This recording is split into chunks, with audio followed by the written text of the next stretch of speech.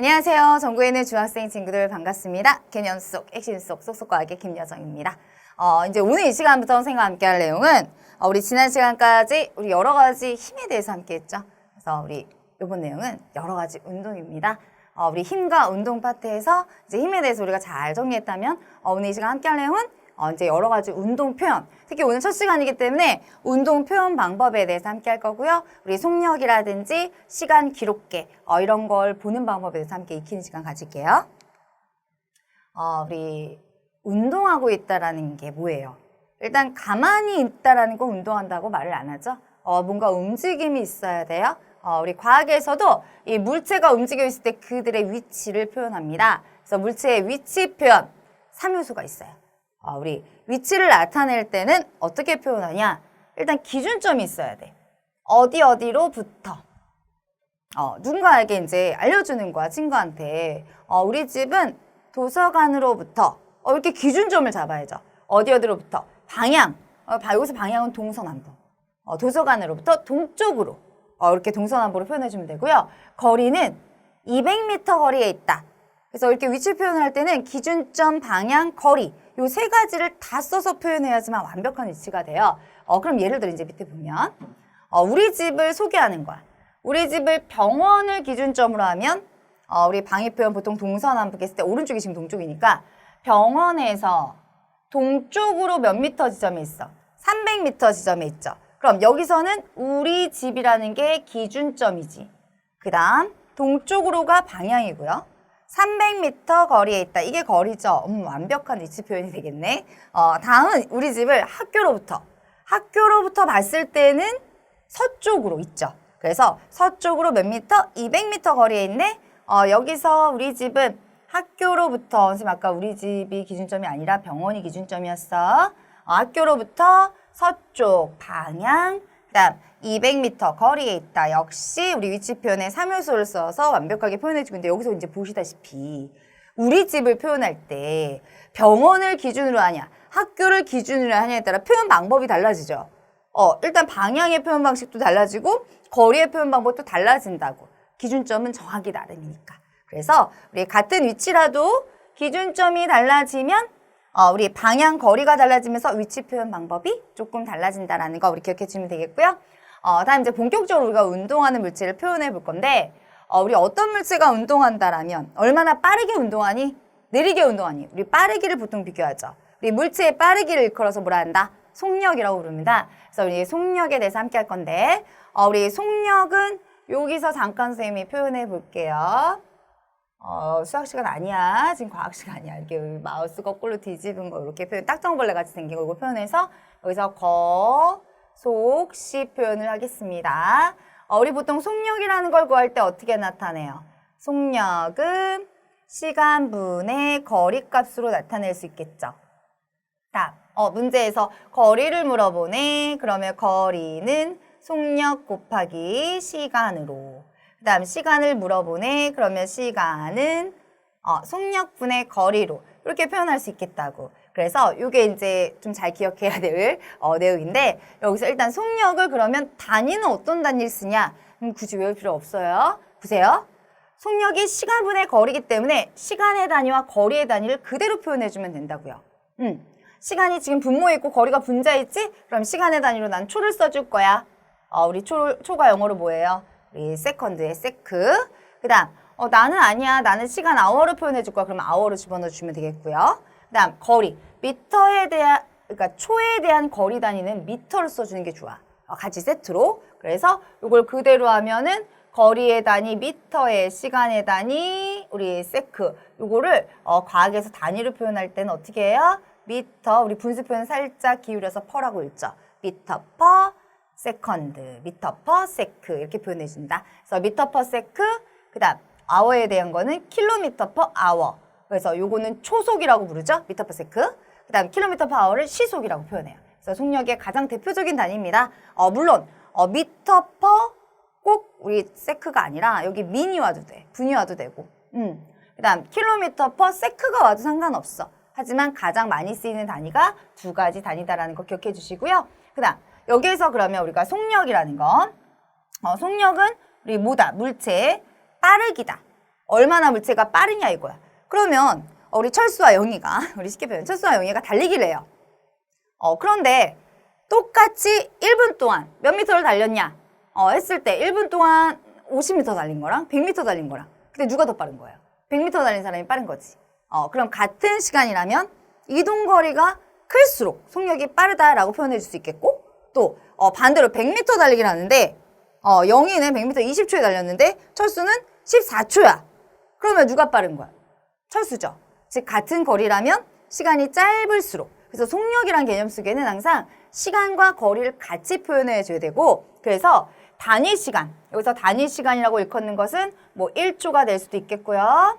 그 다음 1분이 될 수도 있고 그 다음 1시간이 될 수도 있겠죠. 그래서 단위 시간 동안 물체가 얼만큼 많이 이동했니 시간이 같을 때는 이동거리가 많을수록 속력이 빠른 거고 반대로 이동거리가 같을 때는 시간이 짧을수록 적게 걸릴수록 속력이 빠른 거다라고 표현해 줄 수 있겠다. 그래서 속력은 시간분의 거리로 요거는 선생님이 좀 전에 알려드렸던 우리 마우스 거꾸로 뒤집은 거속시 공식에서 알아주시면 되고요. 내용으로도 또 이해도 해줘야지.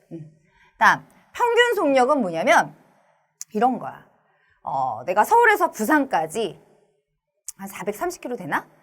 서울에서 부산까지를 이제 자동차로 여행을 가는 거예요. 그럼 430km 가는데 중간에 똑같은 속력으로 간다는 법이 없지. 차가 밀릴 수도 있어. 경부고속도로가. 그다음 너무 힘들어서 이제 좀 우리 휴게소에서 뭐 좀 먹고 가야 돼. 그러면 이렇게 속력이 변동이 돼. 즉 운동하는 물체 같은 경우는 계속 똑같은 속력을 유지한다고 볼 수가 없죠. 속력이 이렇게 바뀌는 경우에는 어떤 값을 써줘야 되냐면 평균적인 값을 써줍니다. 평균 속력. 그래서 너 서울에서 부산까지 가는데 평균 속력 얼마로 갔다 왔니? 그럼 중간에 뭐 쉬는 시간도 있었을 거고 차가 뭐 밀린 시간도 있었겠지만 그런 걸 다 우리가 배제시키고 우리 구하는 방법이 평균 속력이에요. 그래서 평균 속력이란 운동하는 동안에 평균적으로 얼마만큼의 빠르기로 갔니? 라는 건데 이건 특별히 우리가 따로 공식을 외우기보다는 좀 전에 속력이 시간분의 거리였잖아요. 그럼 평균 속력은 여기 이렇게 적혀져 있죠. 걸린 시간분의 전체 이동거리라고 나와 있다고. 그럼 선생님은 이렇게 알려줄게요. 그냥 쉽게 시간분의 거리가 속력이죠. 그럼 여기 앞에 글자 한 글자씩만 더 쓸까? 우리 총. 빵야 총. 총 시간분의 총 거리로 하면 돼요. 그럼 결국 총 시간이라는 게 걸린 시간을 의미하는 거지? 총 거리라는 게 전체 이동 거리고. 그럼 내가 아까 서울에서 부산까지 가는데 중간에 휴게소에서 쉬었든 그다음 차가 막히든 상관없이 총 4시간이 걸렸어. 그럼 4시간 동안 서울에서 부산까지 총 몇 킬로를 갔다고? 뭐 430km를 갔다 치자. 그러면 평균 속력은 어떻게 구하면 돼요? 지금 총 시간이 4시간 걸렸고 총 이동 거리가 430km를 갔죠? 그러면 요거 계산만 하면 돼. 어떻게? 약분하자. 4일은 3, 4일은 4, 그 다음 0, 4, 7에 28, 4, 5, 20. 그러면 107.5km/h. 시속 107.5. 대략 반올리면 108km로 달렸다. 고속도로로 갔으니까. 이렇게 구해주는 방법이 바로 평균 속력이다. 즉, 운동하는 물체는 속력이 수시로 변동하기 때문에 그럴 때는 평균적인 빠르기인 평균 속력을 쓰면 되는데 공식은 시간분의 거리 앞에 총총 이거 붙여주시면 되겠습니다.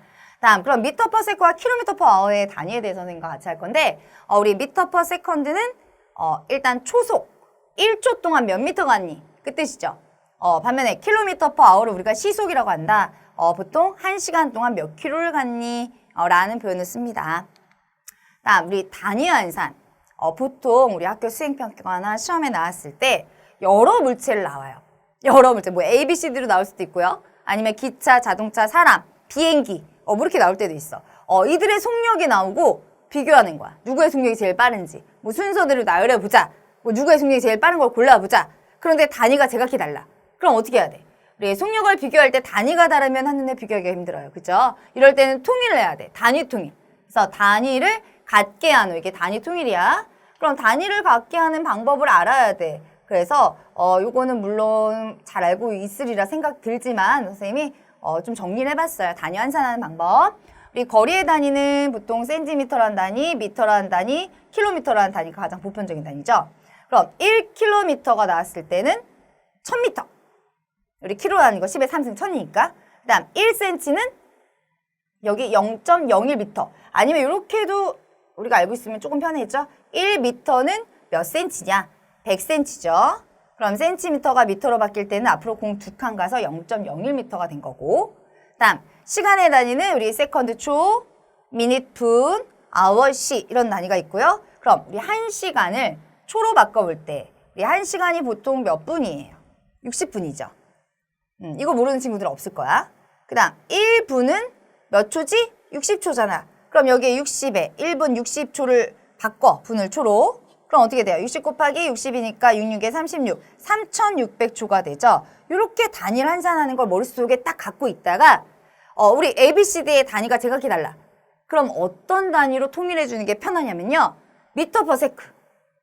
미터 퍼 세크로 통일해 주는 게 가장 편해요. 우리 킬로미터 퍼 아워로 바꿔주는 것보다는 우리 여러 단위들을 미터 퍼 세크로 바꾼 다음에 바꾸고 나면은 그 값을 우리가 비교하기가 쉬워진다고. 그래서 단위 통일하자. 다음 이제 운동의 기록. 우리 운동하는 물체를 기록하는 방식이 있어요. 여기서 보면 뭐 동영상 장치와 시간 기록계, 다중 섬광사진 이렇게 총 3가지가 나오는데 그 중에 가장 출제 빈도가 높은 거는 시간 기록계. 볼게요. 우리 동영상. 시간에 따라서 물체의 위치를 프레임 단위로 분석해서 움직이는 걸 동영상 촬영을 하는 거죠. 지금 공이 떨어지고 있어요. 1초 동안 30프레임을 찍는 장치라고 문제가 나왔다면 그럼 이 3프레임 지금 하나, 둘, 셋 여기 시작점은 빼고 하나, 둘, 셋 지금 3프레임 사이의 간격을 구해야 되겠지. 그럼 어떻게 해요? 1초 동안 30프레임을 찍어. 지금 3프레임 나와서 3프레임을 나왔는데 그때 걸리는 시간 이렇게 비례식으로 풀어주시면 돼요. 그러면 30x는 3, x는 30분의 3으로 들어가주면 되겠지.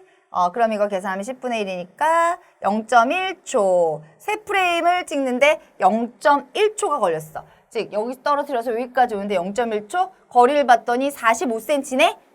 그러면 평균 속력 어떻게 구해?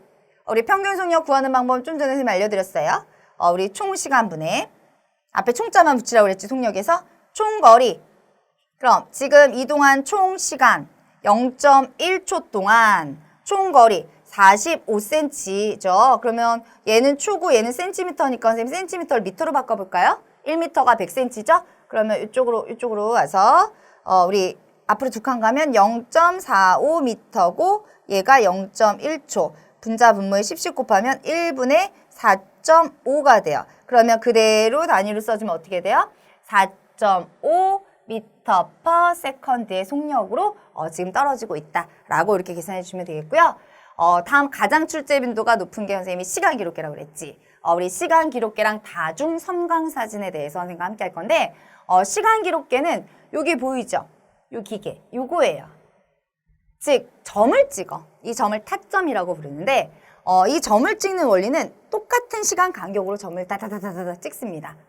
그래서 일정한 시간 간격으로 종이 테이프에, 즉 지금 수레가 있고 수레의 꼬리에 지금 테이프가 이렇게 연결돼 있죠. 종이로 된 테이프. 그럼 수레가 운동함에 따라서 종이 테이프는 시간 기록계 사이를 통과해서 지나가고요. 시간 기록계 안에서는 점을 찍고 있다고. 일정 시간마다.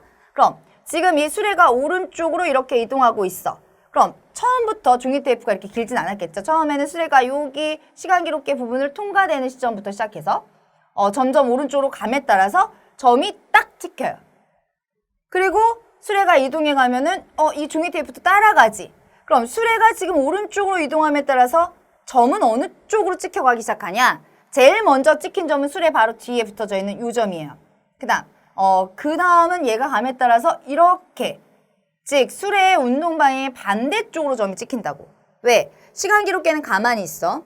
그런데 수레는 그걸 통과해서 가고 종이 테이프 따라가죠. 그럼 그 안에서 점을 찍고 있으면 종이 테이프는 쭉 이동해 가기 때문에 항상 물체의 운동 방향의 반대쪽으로 점이 찍혀요. 그래서 우리 요거 잘 기억하세요. 보통 시간 기록계 원리는 물체의 운동 방향과 타점이 찍힌 방향은 반대 방향이라고. 물체가 오른쪽으로 이동하면 타점은 왼쪽부터 찍혀지기 시작해요. 물체가 왼쪽으로 이동하면 오른쪽부터 찍혀지기 시작하고, 타점 사이의 시간 간격은 똑같다고 그랬지. 일정 시간마다 점을 찍어. 그래서 보통 뭐 이렇게 나와. 진동수라는 개념으로 60Hz용 시간 기록계다. 헤르츠는 진동수인데, 진동수라는 건 1초 동안 몇 번 진동했니? 그럼 60Hz는 1초 동안 60번 점 찍었다는 얘기야. 요거 이제 힌트가 나와. 그 다음, 타점 사이의 간격이 넓다라는 건 뭐예요? 얘는 1초에 60개를 찍어? 그러면 하나 찍는 데는 몇 초, 얼마만큼 시간이 걸리냐? 1초에 60개 점 찍어요. 그럼 점 하나 찍는 데 걸리는 시간 모르지? 비례식으로 이렇게 풀어주시면 되겠죠? 그래서 내항과 외항의 곱은 같다. 60x는 1이므로 x는 60분의 1초. 60분의 1초마다 점 하나를 찍네. 60분의 1초 일정 시간 간격으로 점을 찍었는데 종이 테이프가 많이 갔어요. 그럼 속력이 빠른 거죠, 물체. 그럼 간격이 넓을수록 속력이 빠르다. 반대로 간격이 좁다라는 건 일정 시간 점을 찍었는데 종이 테이프가 이동거리가 적다는 거죠. 그건 속력이 느리다라는 걸 우리가 비교할 수 있겠고요. 그럼 시간 기록계를 이용해서 우리 속력 계산하는 이제 대표적인 케이스 문제 하나는 시간 기록계의 진동수가 60Hz다. 우리 헤르츠는 진동수로 1초 동안 얘는 60개의 점을 찍는 애야. 그 다음 지금 이 구간 점과 점선과 점선 사이의 구간의 평균 속력을 구하는 거네요. 그럼 일단 평균 속력 구하는 공식이 뭐였어? 평균 속력은 총 시간분의 총 거리로 구할 수 있다고 했어요. 그럼 이 문제를 풀기 위해선 총 거리는 이미 30cm 나와 있다고. 그런데 총 시간이 없어. 그럼 총 시간 어떻게 구해? 1초에 60타점을 찍는데 이 구간에 그럼 점이 몇 개 있는지를 세봐야겠죠. 그럼 밑에 주의할 점이 있습니다. 점을 세는 게 아니라 여기서부터 시작해서 점이 찍혀져 가기 때문에 이 마디를 세줘야 돼. 그럼 지금 저 몇 개 찍혀지는지 볼게요. 마디가 하나, 둘, 셋, 넷, 다섯, 6개 마디죠. 그럼 시작점부터 점이 6개 찍힌 거야. 그럼 1초에 60개를 찍어? 그럼 6개 찍는데 걸리는 시간은 몰라. 이렇게 들어갈 수 있겠죠.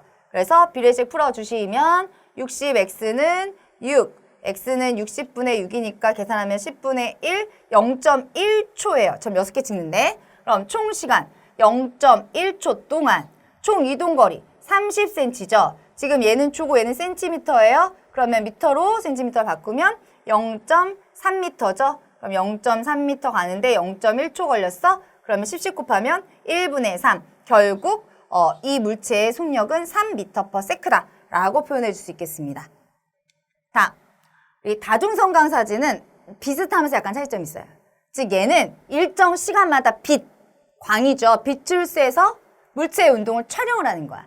그럼 일정 시간마다 이 물체가 지금 이렇게 사진이 찍혀졌다면 물체의 운동 방향이 오른쪽이죠. 그럼 사진 찍힌 것도 역시 물체의 운동 방향과 똑같은 방향으로 일정 시간마다 빛을 쬐서 사진을 찍은 거야.